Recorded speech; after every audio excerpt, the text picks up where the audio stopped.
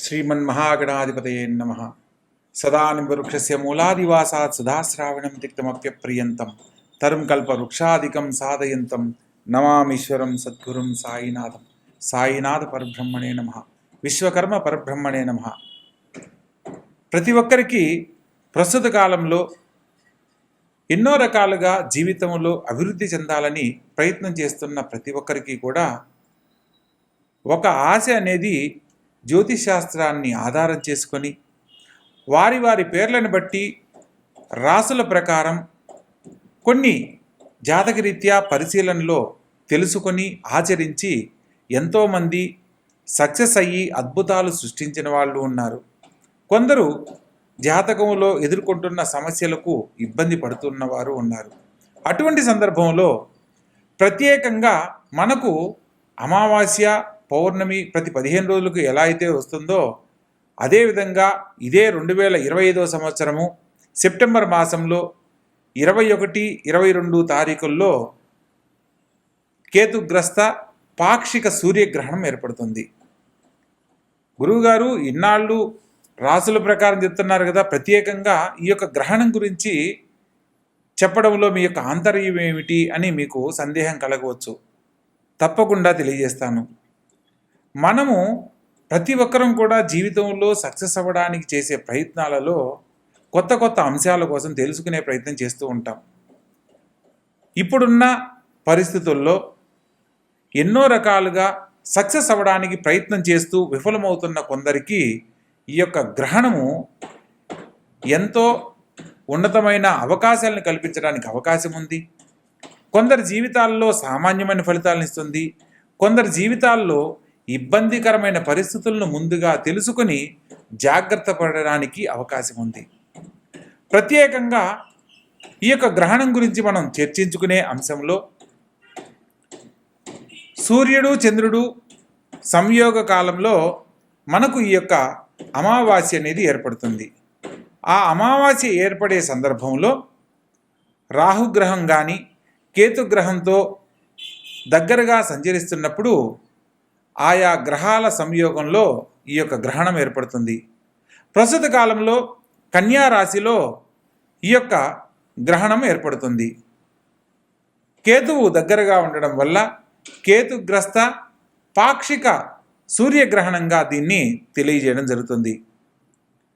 ఇందులో మనం జరగబోయే మార్పుల గురించి తెలుసుకుందాం. ముందు ఉదాహరణకు 1918లో స్పానిష్ ఫ్లూ అని సెప్టెంబర్లో వచ్చిన గ్రహణం వల్ల కోట్లాది మంది జనం కాలం చేయడం మనం చరిత్రలో తిరగేస్తే తెలుసుకోవచ్చు. అదేవిధంగా 1962లో చైనా యుద్ధం జరిగింది. ఆ యుద్ధంలో కూడా ఎంతోమంది క్షతగాత్రులైన వాళ్ళని మనం గమనించవచ్చు. ఆ తదుపరి 2001లో గుజరాత్లో భూకంపం వచ్చి ఎంతోమంది ప్రాణ నష్టం జరగడాన్ని మనం తెలుసుకోవచ్చు. 2009లో సంపూర్ణ సూర్యగ్రహణం ఏర్పడింది. ఆ సందర్భంలో ఎంతోమంది ఆర్థిక సంక్షోభంతో విలవిల్లాడుతూ ఇబ్బందులు పడిన వాళ్ళని మనం గమనించవచ్చు. అదేవిధంగా ప్రతి ఒక్క గ్రహణానికి ఒక సూచన రూపంలో మనకు తెలియజేస్తూ ఎన్నో రకాల అంశాలను తెలుసుకొని పరిహారాల రూపంలో మనం ఆచరించే విధానాలను బట్టి గొప్ప జీవితాన్ని పొందే అవకాశం ఉంది. కాబట్టి భగవంతుడు మనకిచ్చిన అవకాశాన్ని ఉపయోగించుకుంటూ ఈ యొక్క గ్రహణం గురించి ప్రతి ఒక్క రాశుల వారు వివరంగా తెలుసుకోండి. ఏదైతే గొప్ప జీవితం ఉన్నవాళ్ళు కానీ లేదా జాతకరీత్యా కొన్ని ఇబ్బందులు ఎదుర్కొనబోతున్న వారికి సంబంధించిన విషయాల గురించి కానీ తెలుసుకొని పరిహారాల రూపంలో ఏం చేయాలో తెలుసుకొని ఆచరించిన ప్రతి ఒక్కరూ కూడా యోగ జాతకులే. ప్రతి ఒక్కరికి ఒక అద్భుతమైన అవకాశాన్ని తెలియజేస్తూ ఈ యొక్క వీడియో చేయడం జరుగుతుంది. మీకు జాతకరీత్యా ఏదైనా సందేహం ఉన్నట్లయితే కింద స్క్రోల్ అవుతున్న నెంబర్కు కాల్ చేసి తెలుసుకునే ప్రయత్నం చేయండి. తప్పకుండా ప్రతి ఒక్క విషయాన్ని తెలియజేయడం జరుగుతుంది. ఇందులో భాగంగా ఈ యొక్క గ్రహణం ఏర్పడిన సమయంలో ప్రత్యేకంగా 4 రాసుల వారు మాత్రం అద్భుతమైన యోగ ఫలితాలు పొందబోతున్నారు. ప్రత్యేకంగా విశ్వభావ రాశుల్లో ఉన్నవాళ్ళు మిశ్రమ ఫలితాలు పొందబోతున్నారు. అదేవిధంగా కొన్ని 4 రాసుల వాళ్ళు కొంత ఇబ్బందులు ఎదుర్కొంటూ పరిహారాల ద్వారా ఉన్నతమైన జీవితాన్ని పొందే అనుకూలతను పొందబోతున్నారు. వాటి గురించి వివరంగా ఒక్కొక్క రాసుల వారీగా మనం ఇప్పుడు తెలుసుకునే ప్రయత్నం చేద్దాం. ముఖ్యంగా ఈ సంవత్సరం 2025 సెప్టెంబర్ 21, 22 తారీఖుల్లో ఏర్పడే పాక్షిక సూర్యగ్రహణం, కేతుగ్రస్త పాక్షిక సూర్యగ్రహణం గురించి తెలుసుకునే అంశంలో మన యొక్క భారతీయులకు ఈ యొక్క గ్రహణ దోషం వర్తిస్తుందా, గ్రహణ సూతకం వర్తిస్తుందా లేదా అన్న విషయాన్ని మనం తెలుసుకుందాం. ప్రత్యేకంగా మనకు సూర్యోదయ కాలంలో సూర్యగ్రహణం ఏర్పడితే మనకు భారతదేశంలో అది దోషంగా పరిగణ చేయడం జరుగుతుంది. కానీ ఇతర దేశాలలో అంటే న్యూజిలాండ్, పసిఫిక్ మహాసముద్రం ప్రాంతము, అంటార్కిటికా ప్రాంతము, ఈ సరిహద్దుల్లో ఈ యొక్క గ్రహణం ఏర్పడుతుంది. సూర్యోదయ కాలంలో అక్కడ ఏర్పడుతుంది అని అంటే మనకు రాత్రి కాలం అవుతుంది. కాబట్టి భారతీయులకు ఈ యొక్క సూర్యగ్రహణ దోషం అనేది ఏది వర్తించదు, అంటే గ్రహణ సూతకం అనేది వర్తించదు. కానీ ఈ గ్రహణ దోషం వర్తించినప్పుడు మనం ఎందుకు దీని గురించి ఆలోచించాలి అని సందేహం కలగవచ్చు. కానీ గ్రహణం ఎక్కడ ఏర్పడినప్పటికీ కూడా గ్రహణ దోషాన్ని పోగొట్టుకునే దానికి చేసే పరిహారాల వల్ల గొప్ప జీవితాన్ని పొందడానికి అవకాశం ఉంది. అందులో ప్రత్యేకంగా సూర్యగ్రహ సంచారంలో ఈ యొక్క గ్రహణం ఏర్పడుతుంది. కాబట్టి రవి గ్రహానికి సంబంధించిన నక్షత్రాల వాళ్లకు, రాసుల వాళ్లకు కొంత ఇబ్బందికరమైన పరిస్థితులను ఎదుర్కొంటూ గొప్ప జీవితాన్ని పరిహారాల రూపంలో పొందడానికి అవకాశం ఉంటుంది. ఒక్కొక్క రాసుల వారిగా ఇప్పుడు వివరంగా తెలుసుకునే ప్రయత్నం చేద్దాం. ప్రత్యేకంగా ఉన్నతమైన జీవితాన్ని, భవిష్యత్తు సంబంధించి ఎప్పటి నుంచో ప్రయత్నం చేస్తూ విఫలమవుతున్న వాళ్ళకి ఒక అద్భుతమైన అవకాశంగా ఈ యొక్క గ్రహణ సమయంలో 4 రాసుల వాళ్ళ గురించి మనం ఇప్పుడు చర్చించుకుందాం. అందులో ప్రధానంగా వృషభ రాశి, కర్కాటక రాశి, వృశ్చిక రాశి మరియు మకర రాశి. ఈ యొక్క రాసుల వాళ్లకు అద్భుతమైన యోగ ఫలితాలు పొందబోతున్నారు. ప్రత్యేకంగా ఈ రాసుల్లో పుట్టిన వారికి ఎప్పటి నుంచో ఆగిపోయిన పనులు మళ్ళా తిరిగి ప్రారంభం కాబోతున్నాయి. విదేశీయాన యోగంలో స్థిరపడాలనుకున్న వారికి నూతన అవకాశాలు రాబోతున్నాయి. కోర్టు ద్వారా పరిష్కారం కాని సమస్యలు పరిష్కరించబడుతున్నాయి. గొప్ప జీవితంలో స్థిరపడడానికి ఈ సందర్భంలో నూతన అవకాశాలకై వాళ్ళు వేచి ఉన్న ప్రతి ఒక్కరూ కూడా గొప్ప అవకాశాల ద్వారా ఉన్నతమైన జీవితాన్ని పొందేందుకు అవకాశం ఉంది. అదేవిధంగా మిశ్రమ ఫలితాలను కనుక మనం పరిశీలించినట్లయితే కన్యారాశిలో ఈ యొక్క గ్రహణం ఏర్పడుతుంది. కాబట్టి కన్యారాశి జాతకులు, అదేవిధంగా మిథున రాశి జాతకులు, అదేవిధంగా ధనస్సు మరియు మీనరాశుల వారికి మిశ్రమ ఫలితాలుగా గోచరిస్తున్నాయి.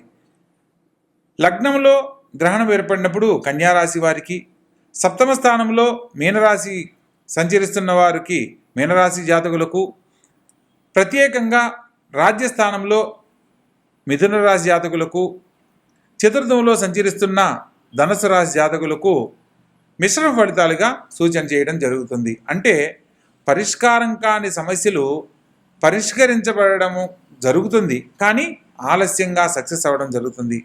జరగవు అనేది కాదు, వీరికి కొన్ని పరిహారాల ద్వారా ఉన్నతమైన జీవితాన్ని సకాలంలో పొందడానికి అవకాశం ఉంది అని.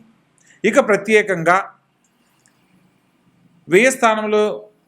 వ్యయ స్థానం సూర్యుడికి సంబంధించిన సింహరాశి అవుతుంది. అందుకని సింహరాశి మరియు తులారాశి, అదేవిధంగా కుంభరాశి మరియు మేషరాశి జాతకులకు ఈ యొక్క గ్రహణ సూతకం సంబంధించిన కొన్ని పరిహారాల ద్వారా గొప్ప జీవితాన్ని పొందే అనుకూలత ఉంది.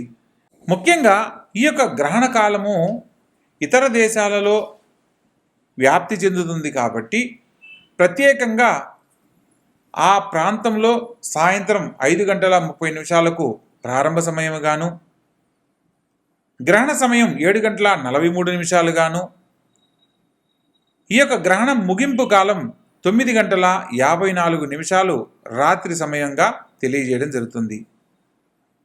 ఆయా ప్రాంతాలకు మన భారతీయ సాంప్రదాయానికి సంబంధించి అక్షాంశ రేఖాంశాలను కనుక పరిశీలించినట్లయితే మనకు ఆ సమయము రాత్రి 10:59 ప్రారంభకాలం గాను, 21వ తారీఖు రాత్రి 10:59 తర్వాత ఈ యొక్క గ్రహణ సమయము కరెక్ట్గా 22వ తారీఖు 1:13 సూర్యోదయ పూర్వకాలం గాను, తదుపరి 3:23 ముగింపు కాలంగా 22వ తారీఖు నాడు పూర్తవుతుంది.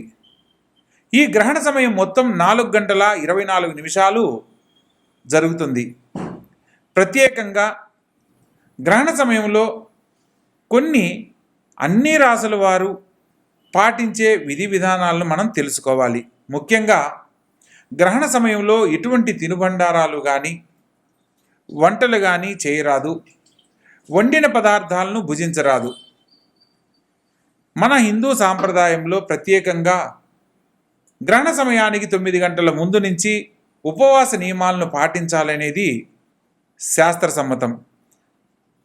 కొందరు ఆరోగ్యరీత్యా ఇబ్బంది లేని వాళ్ళు గ్రహణ ప్రారంభ కాలం నుంచి గ్రహణం పూర్తయ్యేంత వరకు ఉపవాస నియమాలను ఆచరించాలి. ప్రత్యేకంగా ఈ సందర్భంలో దైవ సంబంధమైన కార్యక్రమాలు చేయడం వల్ల దైవ నామస్మరణ కానీ జపము కానీ, ప్రత్యేకంగా పితృదేవతలను ఆరాధిస్తూ చేసే దానానికి విశేషమైన ఫలితాలు కలుగుతాయి.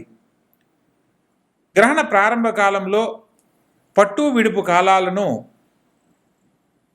అంచనా వేసుకుని ఆ 4:30 గంటల సమయాన్ని ఎవరైతే భక్తితో వారి యొక్క కులదేవతా నామాన్ని కానీ, ప్రత్యేకంగా వారి యొక్క ఇష్టదైవ నామాన్ని కానీ, ఏదైనా మంత్రాన్ని ఉపదేశం తీసుకొని ఆ సమయంలో ఆచరించిన వారికి విశేషమైన ఫలితాలు కలుగుతాయి.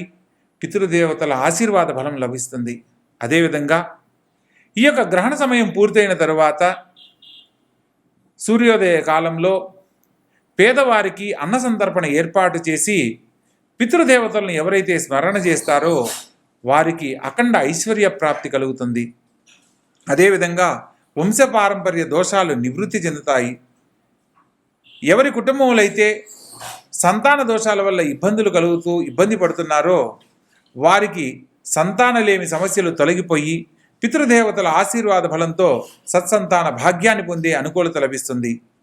ఎవరి జీవితంలో అయితే గృహయోగం లేదని బాధపడుతూ ఇబ్బంది పడుతున్నారో పితృదేవతలను స్మరణ చేసుకుంటూ చేసే దాన సంస్కరణ వల్ల వారు కోరుకున్న విధంగా గృహయోగము, భూలాభము, ధనలాభ ప్రాప్తి కలగడానికి అవకాశం ఉంటుంది.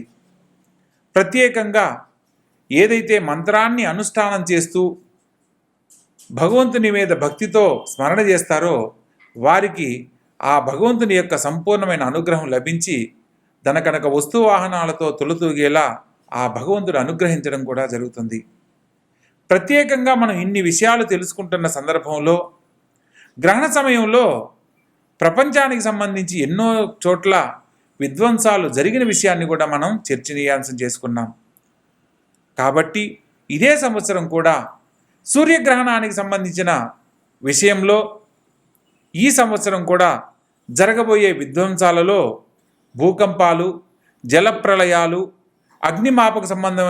అగ్నిమాపకానికి సంబంధించిన విషయాలలో అగ్ని ప్రమాదాలు, రాజకీయాలలో కొన్ని మార్పులు, రాజకీయ పలుకుబడి చెందిన ఉన్నతమైన వ్యక్తులలో కొందరు కాలం చేయడం లాంటి పరిస్థితులు, అనుకోని సంఘటనలను ఎదుర్కోవడం లాంటివి జరగడానికి ఈ సూర్యగ్రహణం ద్వారా మనం తెలుసుకోవచ్చు. శ్రీమద్విరాట్ పోతులూరి వీరబ్రహ్మేంద్ర స్వాముల వారి కాలజ్ఞానం అంచనా ప్రకారము ఈ యొక్క 2025లో అనేక చోట్ల అనేక రకాలుగా జలప్రళయాల ద్వారా కొంత జన నష్టము, భూకంపాల ద్వారా కొంత ధన నష్టము, భూ నష్టము, ఆర్థిక మాంద్యానికి సంబంధించిన సమస్యలు ఎదుర్కోవడము, యుద్ధాలు లాంటివి జరగడానికి ఎక్కువగా అవకాశాలున్నాయి. మరియు రాబోతున్న కాలంలో ఇంకా అనేక రకాల ప్రమాదాలు జరగడానికి కూడా అవకాశం ఉంది. ప్రస్తుత కాలంలో సాంకేతిక రంగంలో అనుకోని మార్పులు చోటు చేసుకుంటున్నాయి.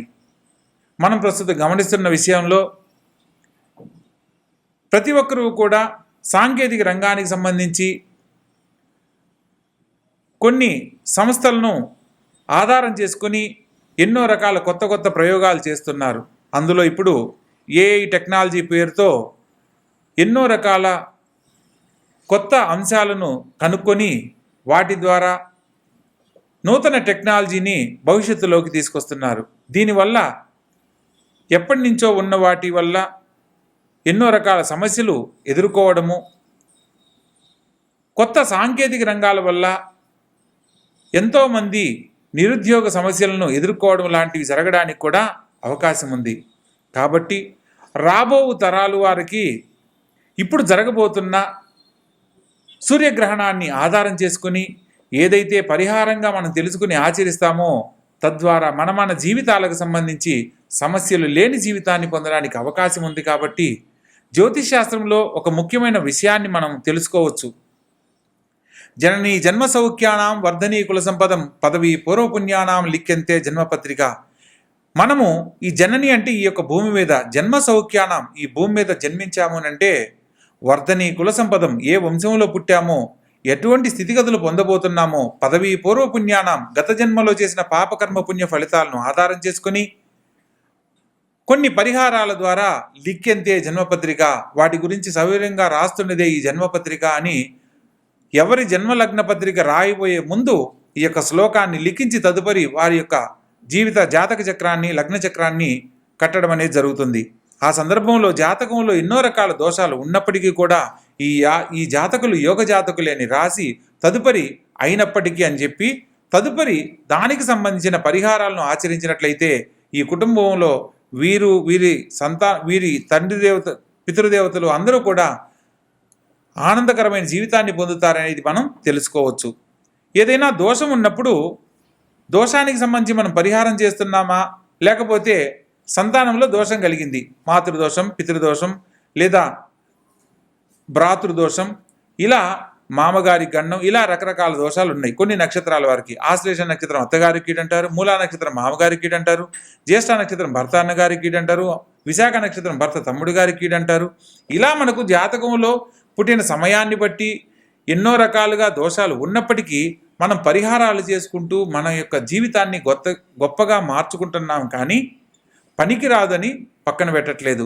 జ్యోతిష్ శాస్త్రము అదే చెప్తుంది. జ్యోతిర్ అంటే జీవితానికి సంబంధించిన వెలుగుకు సంబంధించింది, శాస్త్రం అంటే దాని గురించి అధ్యయనం చేయబడింది అని. జ్యోతిష్ శాస్త్రం అంటే మన జీవితాలను గొప్పగా మార్చుకోవడానికి ఒక అధ్యయనం చేయబడిన ఒక శాస్త్రం.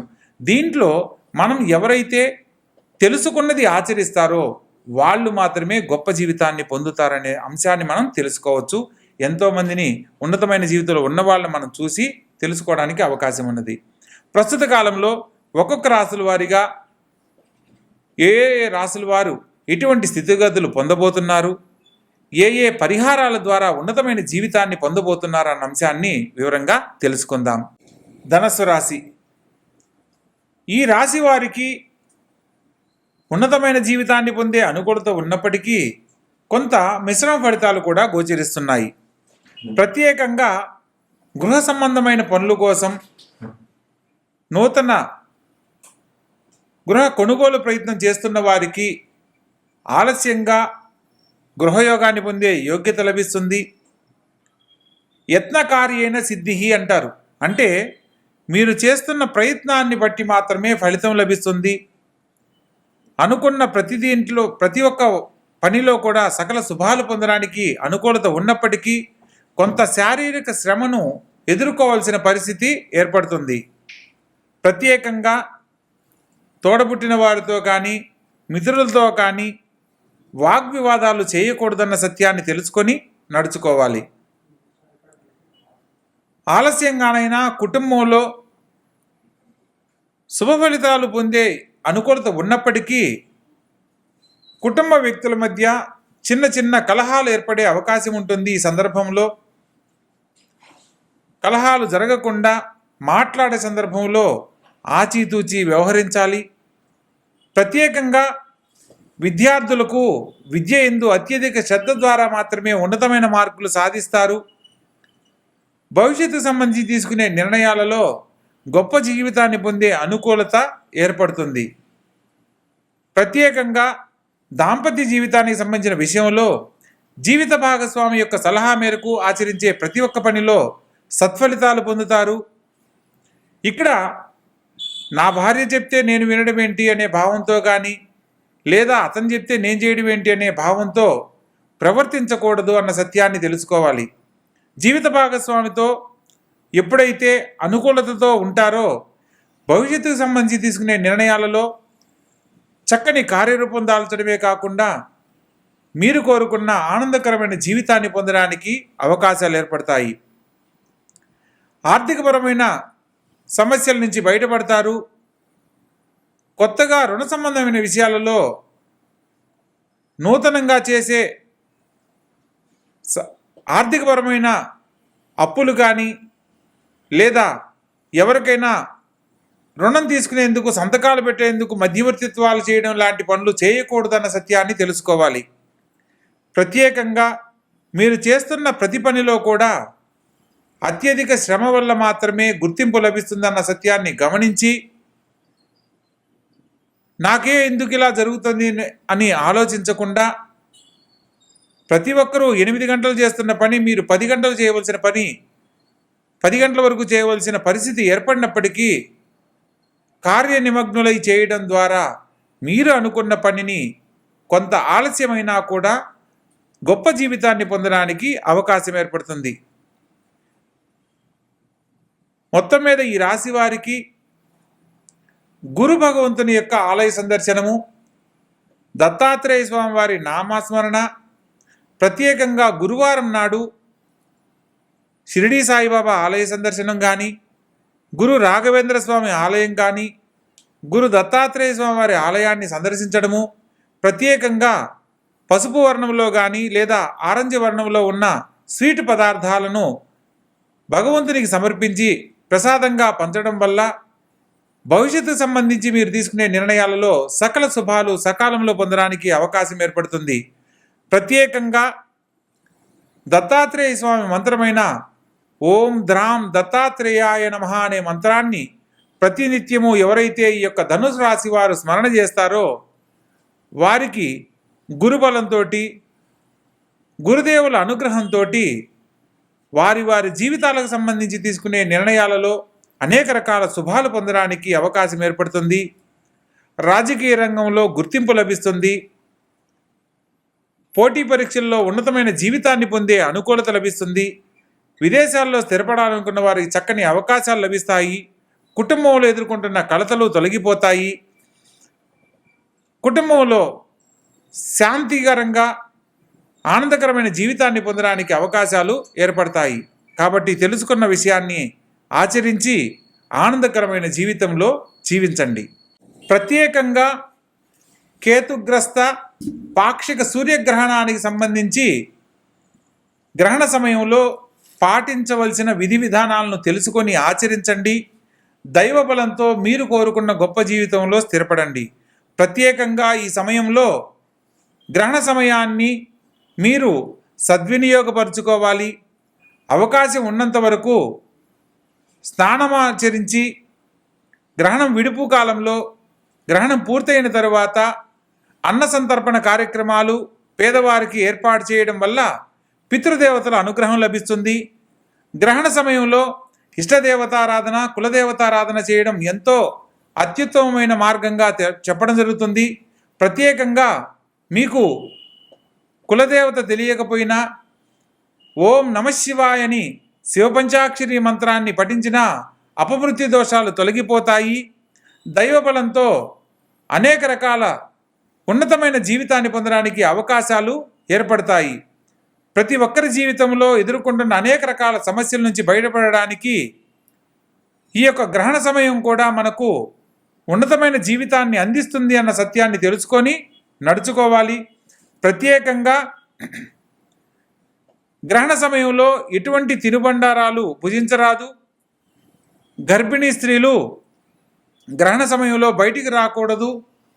ప్రత్యేకంగా మనకు భారతదేశంలో రాత్రిపూట జరుగుతున్న ఈ యొక్క సూర్యగ్రహణ కారణంగా భారతదేశానికి గ్రహణ సూచన, గ్రహణానికి సంబంధించిన సూతకం ఉండనప్పటికీ ఆచరించే విధానాన్ని బట్టి మనకు సత్ఫలితాలు పొందే అవకాశం ఉంది. కాబట్టి ప్రతి ఒక్కరూ ఆచరించండి, ఆనందకరమైన జీవితంలో జీవించండి. సర్వే జనా సుఖినో భవంతు. శుభం భూయాత్.